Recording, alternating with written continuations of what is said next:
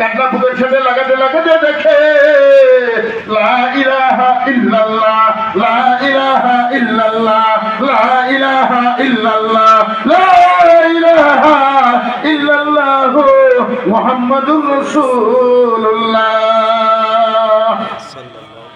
Doctor মনির বুগাইলি ওই দিন থেকে সাথে সাথে এই কোন আওয়াজ আছে, কোথায় থেকে আওয়াজ আছে আমি জানি না, এদিকে দেখায় সেদিকে দেখায়, কোনো মানুষ নাই, কেউ তো শিখিয়ে দেয় না, কোনো কলকাতা কোনো তারের কোনো কানেকশন নাই, এই আওয়াজটা কোথায় থেকে ভেসে আসে খেয়াল করতে করতে গবেষণা করতে করতে মরিচ বুগাইলের কাছে কোনো রিজাল্ট নাই, একমাত্র আসমানি আওয়াজ আসমান থেকে ভেসে ভেসে কলবের মধ্যে চলে আসছে।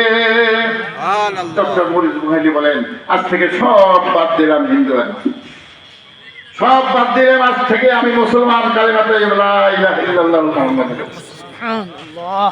প্রিয় উপস্থিতি, অনেক প্রমাণ, ওদিকে যাই না, আসেন আমরা সব লিসানের নিয়তে আল্লাহর হাবিব বলেছেন তোমরা জিকির করো, জিকির করতে করতে তোমাদের কলবের ময়লাটা সাফ হয়ে যাবে। তুমি জিকির করতে করতে এমন হবা قال النبي صلى الله عليه وسلم إذا شهد رسول الله من خشية الله تعالى تحدث عنه ذنوبه وما يتحدث عن الشجر ورقها।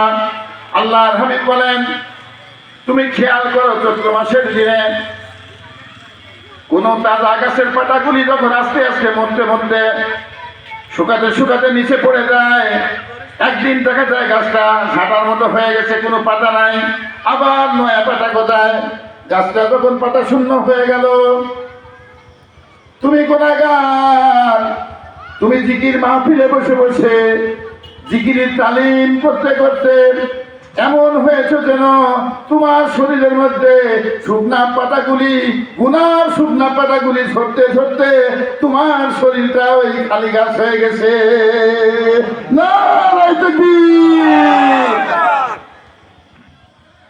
প্রিয় উপস্থিতি, আল্লাহর হাবিব অসংখ্য হাদিস, সহিহ হাদিস, এই জন্য বলি তাবলীগ জামাত বলেন, চরমনাই বলেন, ফুরফুরা বলেন, সুফিরা বলেন, ভান্তি বলেন, সোনাকান্দা বলেন, যত হক্কানি দরবার আছে সমস্ত দরবারে